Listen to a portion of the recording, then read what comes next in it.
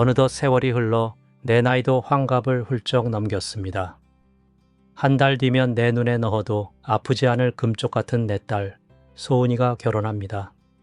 웨딩 촬영하고 와서 이런저런 사진을 보여주며 행복해하는 모습을 보고 있으니 저 아이가 나에게 처음 왔던 그날의 기억이 떠오르더군요.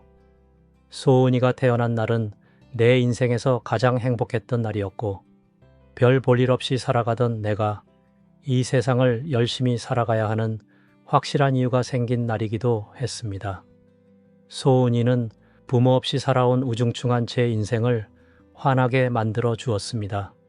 손짓 하나, 몸짓 하나, 모든 것이 감동이었고 웃을 때나 울 때나 어느 한순간 귀하지 않은 때가 없었습니다.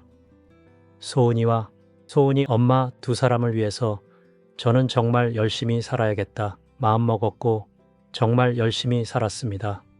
우리 세 사람 오래오래 행복할 수 있을 거라 생각했습니다. 그런데 그 바람은 1년 후 산산조각 나버렸습니다. 소은이가 막 돌 지났을 무렵 아내는 바람이 나 집을 나갔습니다. 처음에는 하늘이 무너지는 것 같았습니다. 상대는 관광버스 기사를 하는 남자였는데 동네에서 관광버스 대절해서 꽃놀이를 다녀온 다음부터 이상한 소문이 돌기 시작했습니다.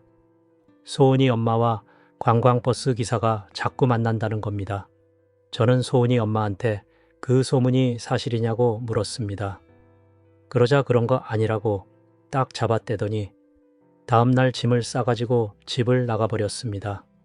갓난쟁이 딸을 품에 안고 넋을 놓고 있는데 아이는 뭐가 그리 서러운지 자지러지게 울어댔습니다.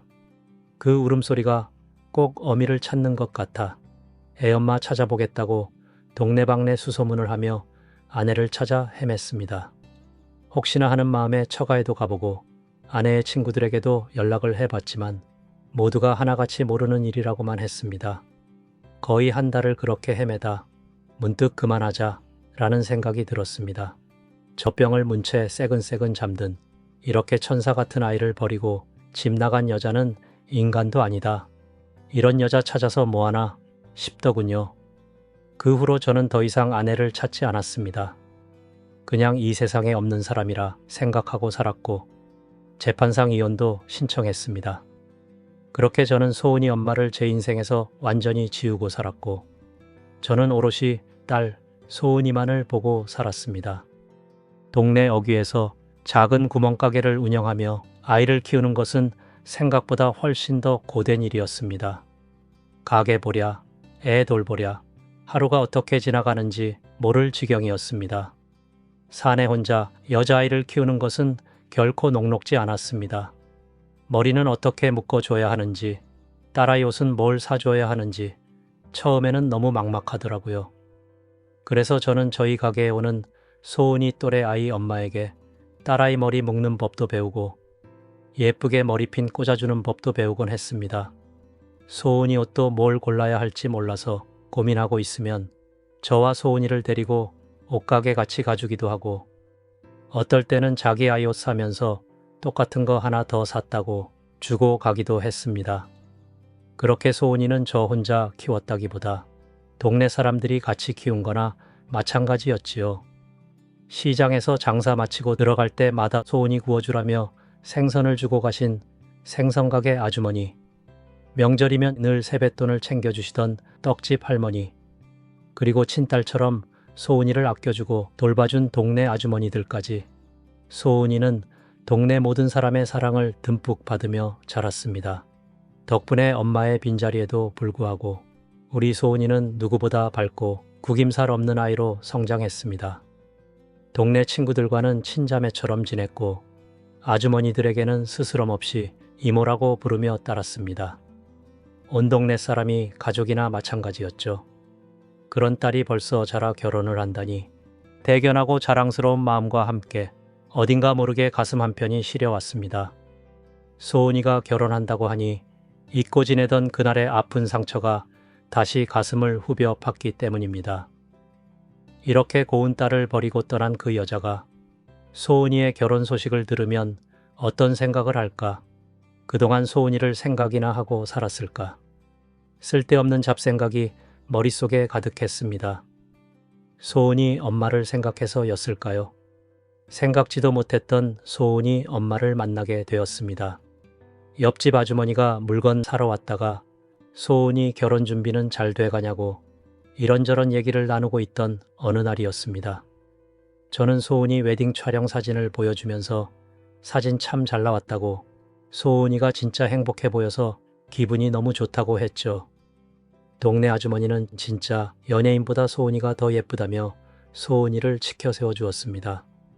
그렇게 동네 아주머니는 저와 기분 좋게 이야기를 나누다 일어섰고, 저는 다시 가게를 정리하고 있는데 문 앞에서 서성거리는 한 사람이 보였습니다. 뭐 사러 오셨냐고 제가 문 밖을 보면서 얘기를 하자 한 여자가 서서히 모습을 드러냈습니다. 세월의 풍파를 정통으로 맞은 듯 초라하고 낯선 행색이었지만 저는 그 얼굴을 바로 알아볼 수 있었습니다. 바로 소은이의 생모였습니다. 그 여자는 한참이나 제 앞에서 머뭇거리다 입을 열었습니다. 옛날 우리가 함께 살던 동네, 제가 구멍가게를 하던 그 자리에 찾아갔었다고 했습니다. 하지만 가게는 온데간데 없고 웬 옷가게가 들어서 있어서 한참을 헤맸다고 했습니다. 그러다 혹시나 하는 마음에 가게 직원에게 옛날 구멍가게 주인을 아냐고 물어봤고, 수소문 끝에 제가 사는 동네를 알아내 여기까지 물어물어 찾아왔다는 것이었습니다.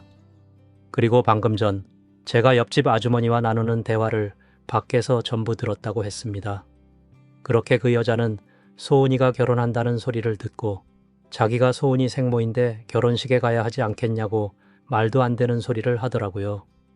그러면서 뻔뻔스럽게도 입고 갈 한복도 맞추고 머리도 좀 해야 하니까 돈을 좀 달라고 하더군요. 그게 30년 만에 나타난 여자가 할 소리입니까? 수십 년간 잊고 살았던 분노가 다시금 치밀어 올랐습니다. 당신이 소은이한테 해준 게 뭐가 있다고 이제 와서 엄마 행세를 하려는 거냐고, 갓난쟁이 딸을 버리고 떠날 때는 언제고 이제 와서 무슨 낯으로 여길 찾아왔냐고 소리를 질렀습니다. 저의 격앙된 목소리에도 그녀는 조금도 물러서지 않았습니다.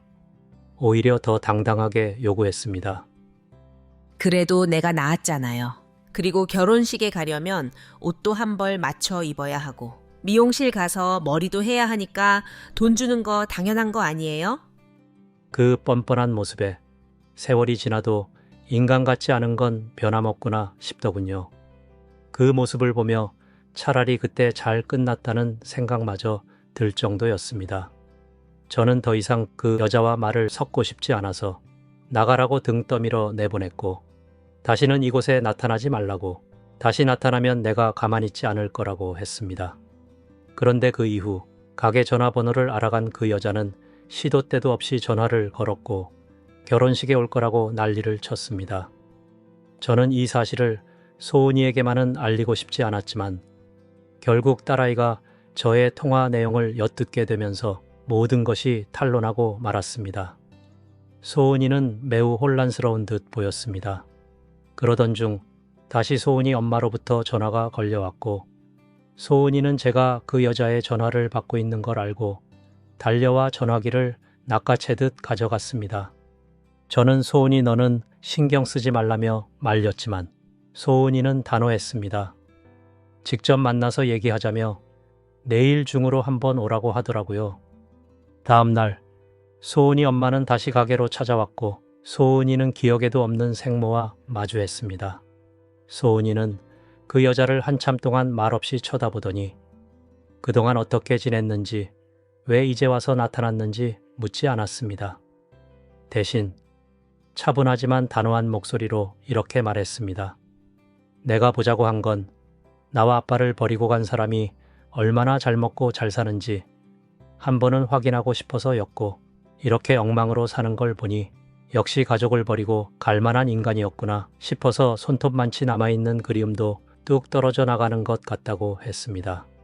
그러면서 소은이는 어디 혼주석에 앉겠다고 감히 얘기를 하냐고, 나에게 가족은 아빠와 자기를 함께 키우다시피 한 동네 이모들과 할머니들이라며 당신이 낄 자리는 없으니 다시는 나타나지 말라고 했습니다.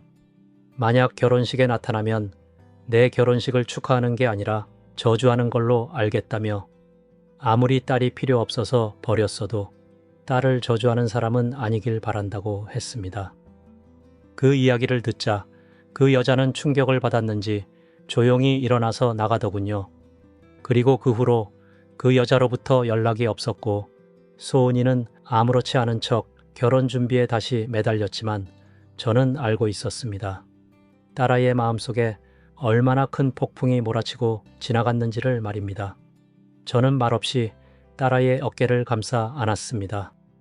아무 말도 하지 않았지만 우리는 서로의 마음을 너무나도 잘 알고 있었습니다. 이제 한 달 뒤면 제 딸 소은이는 세상에서 가장 아름다운 신부가 될 것입니다. 그날 그 자리에는 저를 도와 소은이를 함께 키워준 고마운 동네 사람들도 함께하게 되겠지요.